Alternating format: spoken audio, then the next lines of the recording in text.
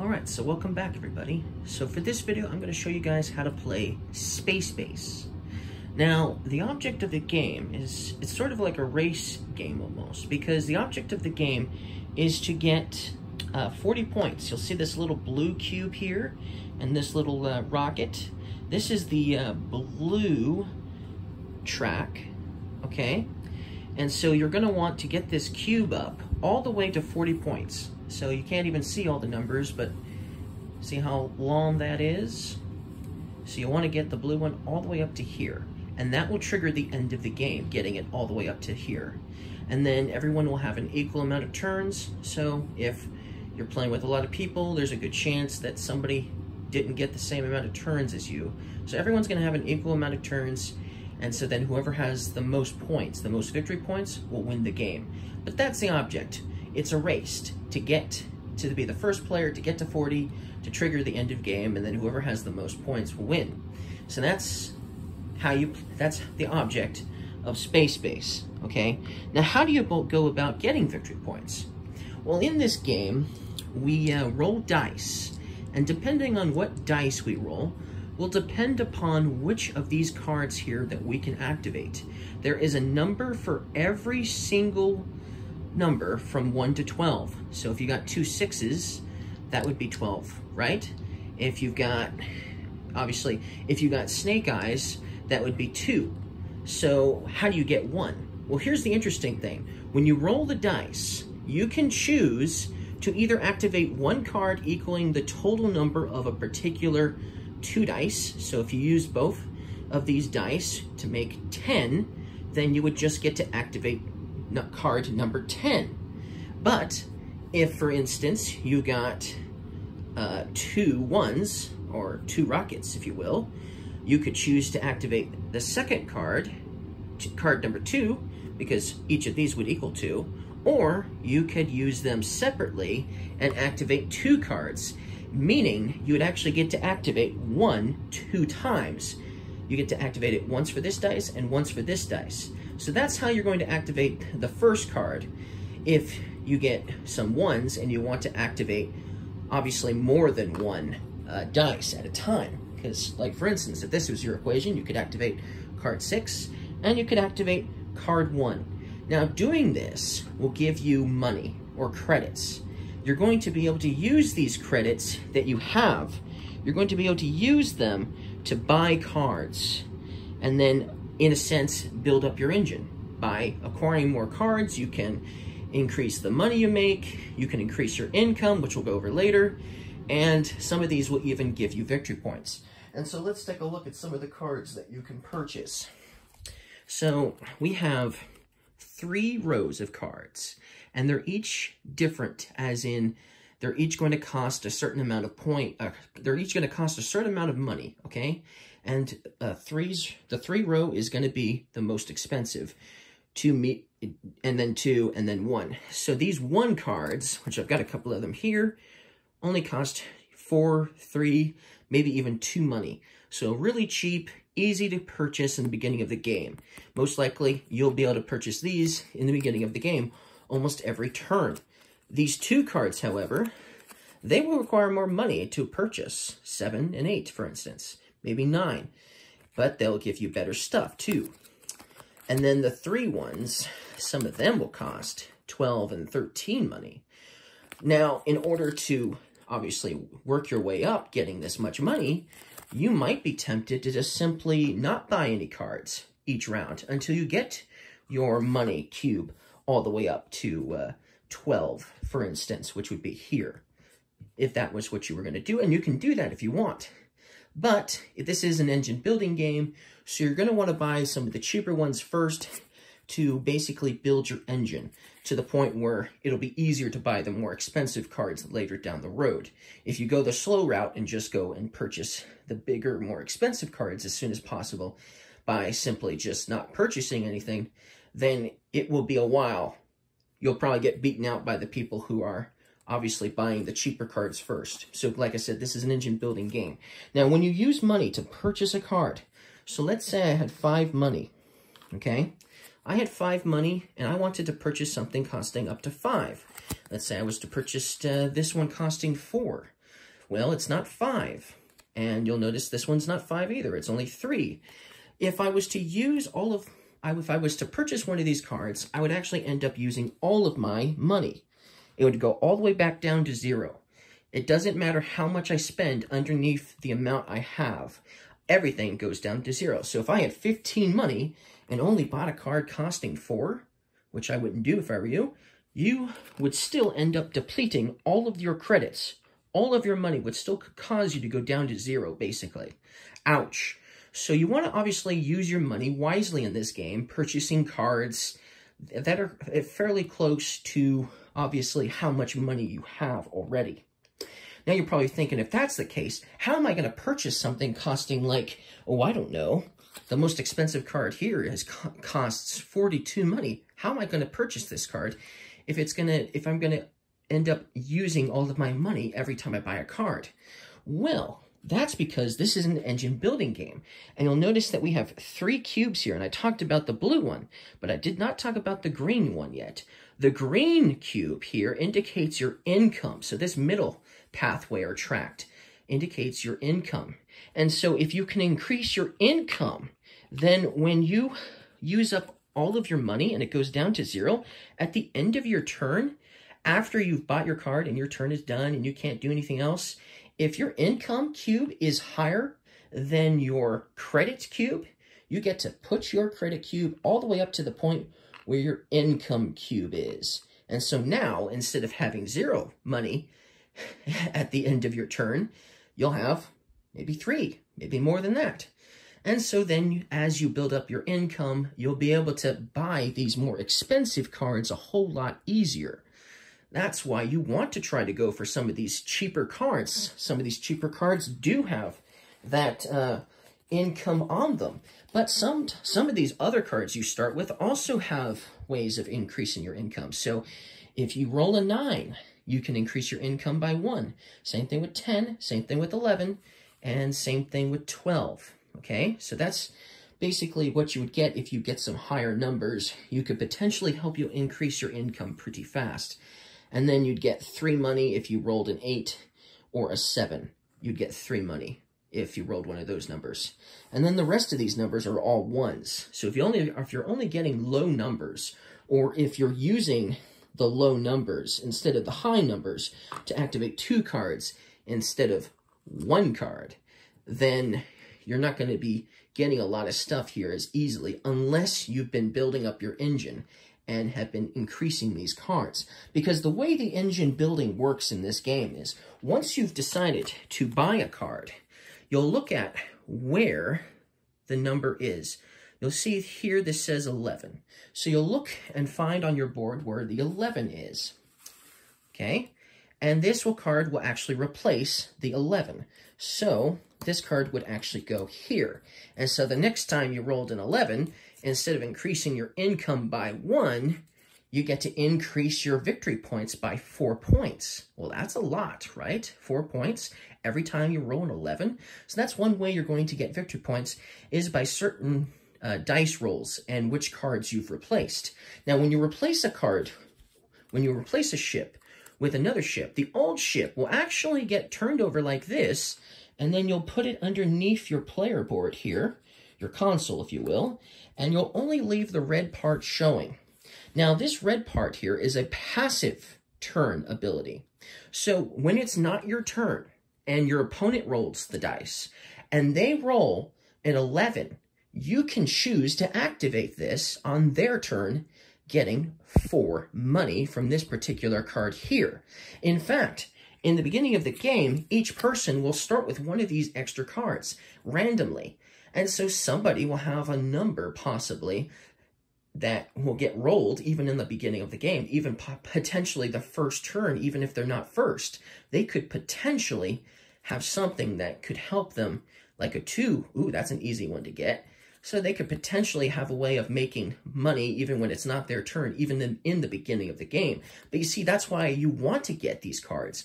That's why you want this engine building to work for you, because when it's not your turn, you'll still be making money if you've if you've been upgrading a lot of your cards. So not only are you looking for cards with certain abilities, and you're looking for cards that not only are going to give you more money, or abilities, or income, or money and income, but you also want to try to get certain numbers as well. You're going to want to obviously get the ones that are more easily rolled. You might roll 4s often, you know, or 3s or 2s often. So you're going to want to try to look for cards that have that number if you're always rolling 2s. So that way when your opponent is always rolling 2s, or your opponents, you're going to be getting some money on your return, basically. And so that's basically what you're trying to do. You're trying to build your engine. You're trying to make money on your opponent's turn.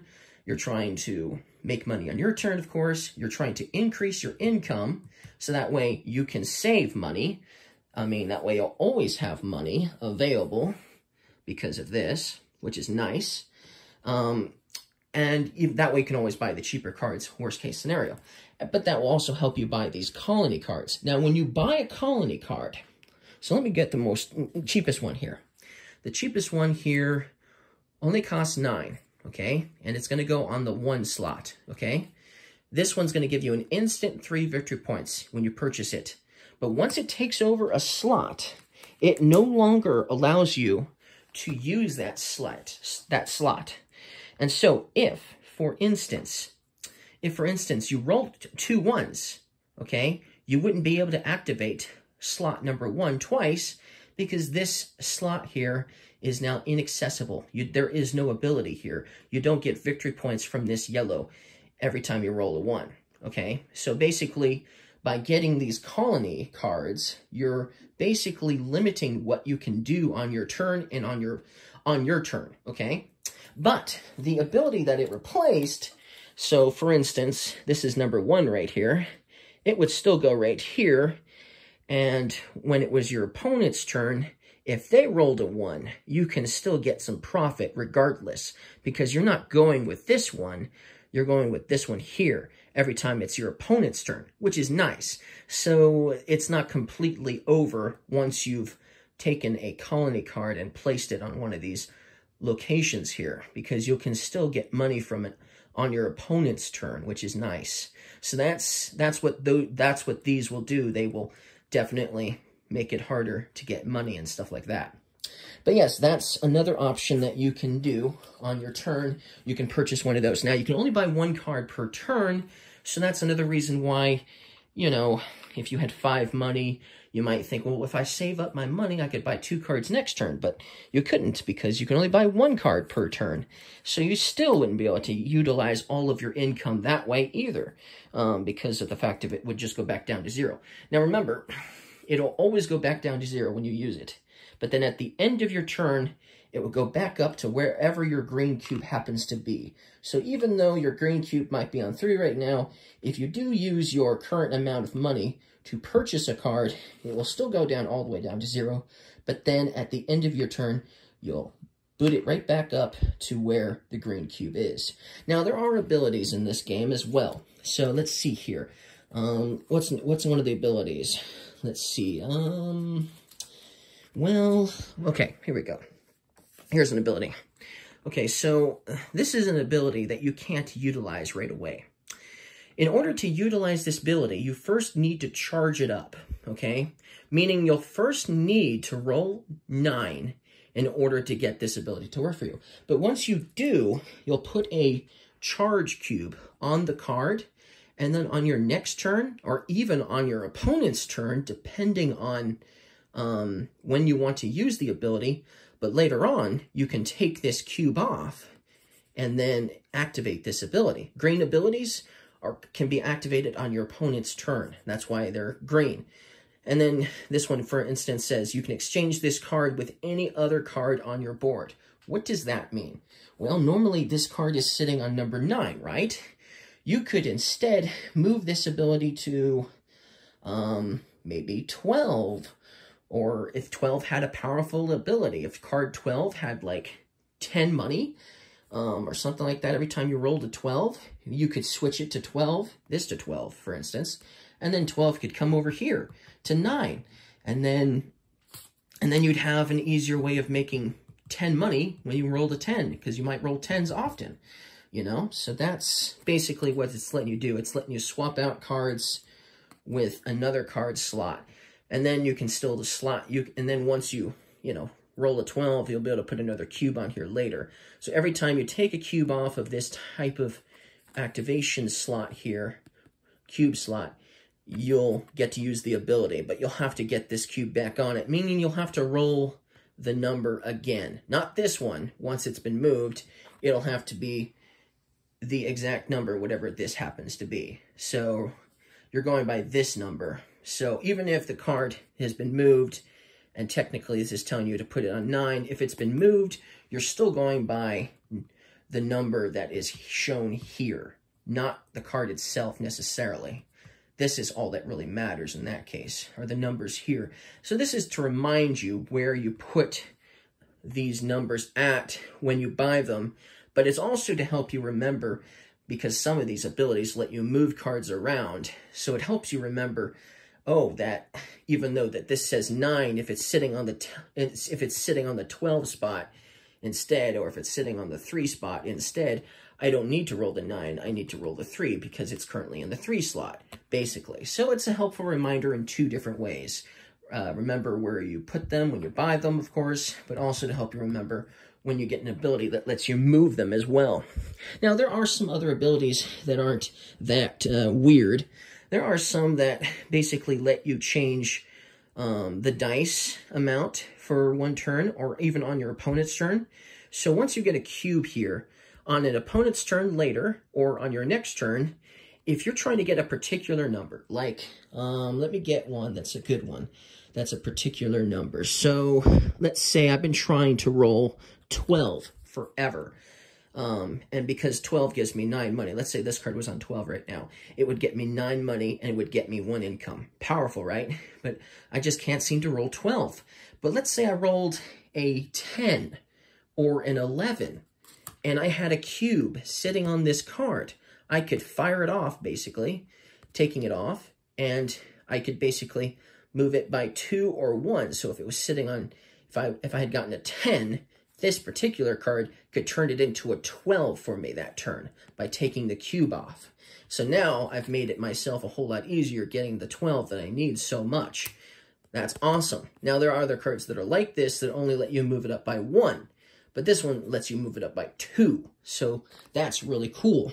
But that's one of the abilities that you can do in this game as well. And then there are some that have like links as well. So this one, you'll notice, has 3 cube slots on it, but they are linked as well. They're each linked together. And this little symbol here means that if you are playing a 4 or 5 player game, you only need to put 2 cubes on this card, okay, if you're playing a 4 or 5 player game.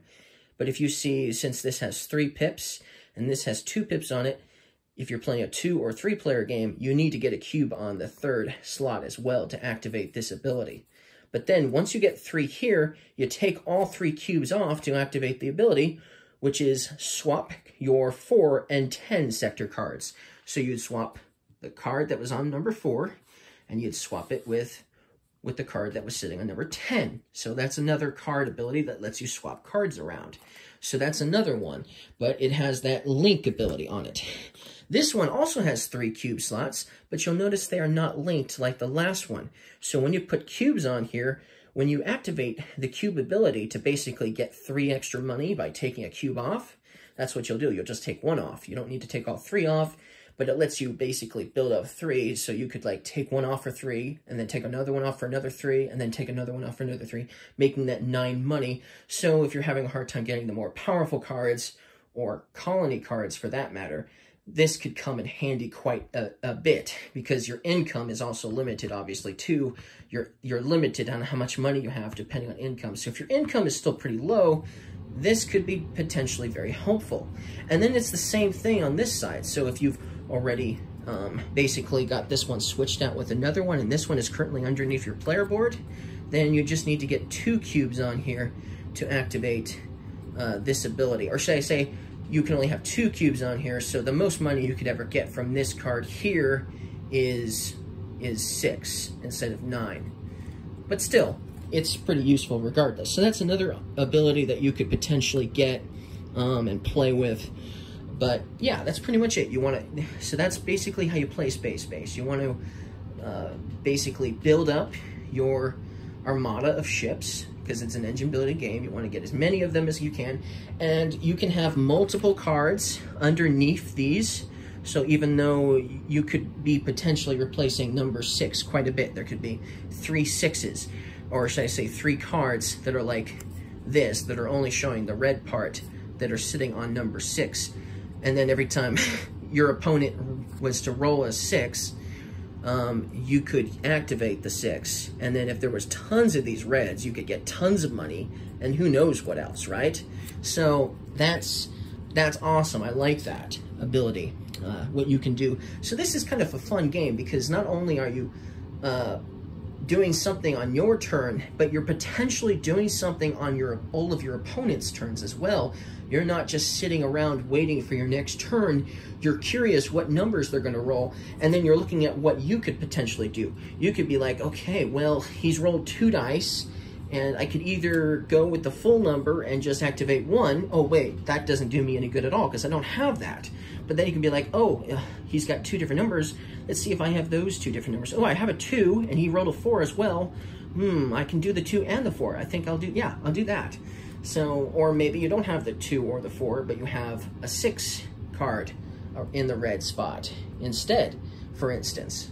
You know, that's still going to be awesome. You could potentially do that instead. So, but yeah, that means you're doing a lot on other players' turns still. So there's not a lot of downtime to this game either, which is awesome. And like I said, and it's a pretty short game, honestly. It should only take you maybe an hour and a half to play the game fully. Because remember, it's a race game. You're trying to get to 40 as soon as possible. And there are going to be cards that you can get that actually let you get victory points just by simply rolling certain numbers. And then obviously the colony cards will give you straight victory points as well. So there's multiple ways of getting victory points in this game, and obviously multiple ways of increasing your money amount as well. And other abilities too that could easily change the course of the game pretty fast. So that's basically everything you need to know in order to play this game, Space Base. So if you guys liked my how to play video of how to play Space Base, don't forget to leave me a like, and I'll see you guys again next time. Bye.